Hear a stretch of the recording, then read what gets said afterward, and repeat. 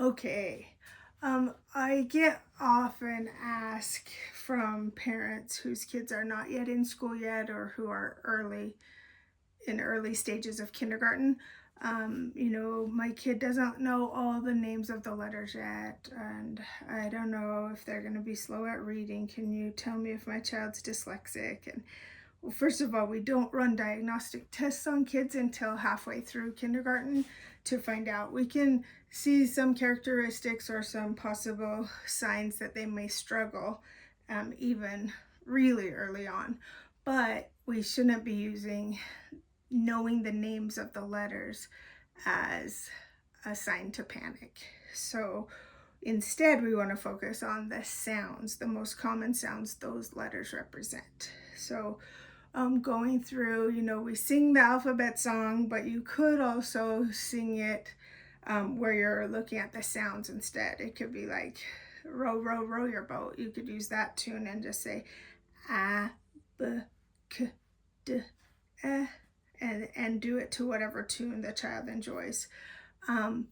But when we are starting out to actually build words and use one of our kits, we must remember the focus is to build phoneme discernment. So they're understanding that they can hear the different sounds in the words, so they know what sounds to look for, and then connecting the sound processor in the brain to the symbol processor in the brain. So usually we would start with 2 vowel sounds and then 5 or 6 consonant sounds. So you would start with the ones your child already knows.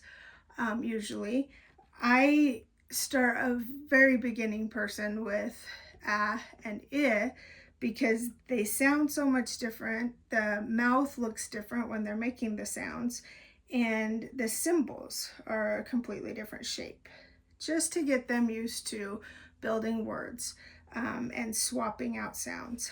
The consonants I choose, now most people will tell you sat pin is the one, the letters you should start with. That's been going on for decades, where they say start with these letters. I would argue that we really don't need the t and the p, and there's some better ones to choose. So I like to choose the consonants that can be stretched out until your air runs out. All of the vowels are continuants, and you can stretch those vowels out until your air is gone. There are some consonants that you can do that too. Mm, ooh, r, v, z. And so from there, you could determine which one your child already knows the sound that it represents. Maybe you have someone in your family named Fred or Heather, and so they know some of these letters. So those are the ones I would choose. I also choose ones that make a lot of lots of words. So Z wouldn't give us many words. R is difficult for some children to say, so I usually postpone that one a bit. But here we have enough. O is a little bit tricky for lots of kids too. So I'm going to start with that many. And you could do fewer. You could just have 4 consonants instead of 5. But the first thing we're going to do is to build a word. So you think of a word from these that your child likes. Maybe your child likes ham sandwiches or sharks, and so they're talking about the fin all the time. So we can just start with fin, and I would say, let's build a word. How about let's do fin? Which one of these makes that first sound in fin? What sound do you hear first in fin? Let the child see if they can separate the f sound from the rest of the word, and then select that word, and of course assist when needed. I, which one would we do? And then really soon they'll figure out we're doing 3-letter words, and the middle sound is usually one of the red ones. So if you see that they're guessing instead of actually looking at the symbol to determine I is the I, you can use tiles that have all black font. And we do have sets of those for as low a price as possible to make those magnets. But here, a lot of kids do not get confused by having similar colors for vowels. So I continue using the ones that are different colors. And then fin. From here, you can go ahead and switch one sound. And you can see here we don't have a lot of choices from the word fin, but you can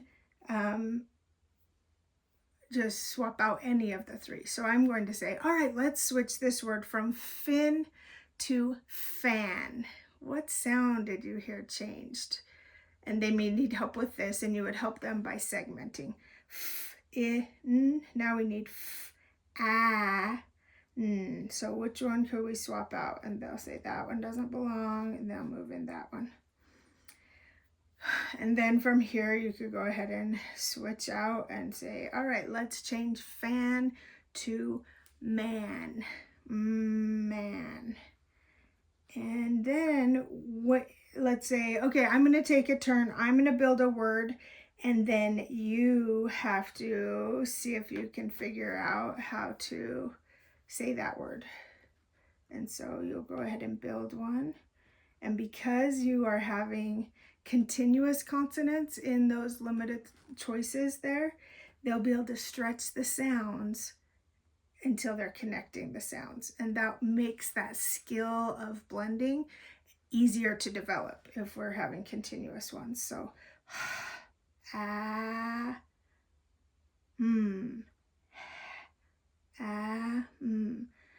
and maybe they're not figuring out that it's ham yet. So you say, here, I'll stretch it with you. Ham.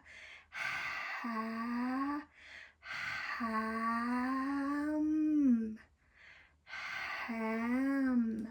And you do that with them until they discover it's ham. And you'll know when they get it because their eyes light up. Ham! I like ham sandwiches. Ham.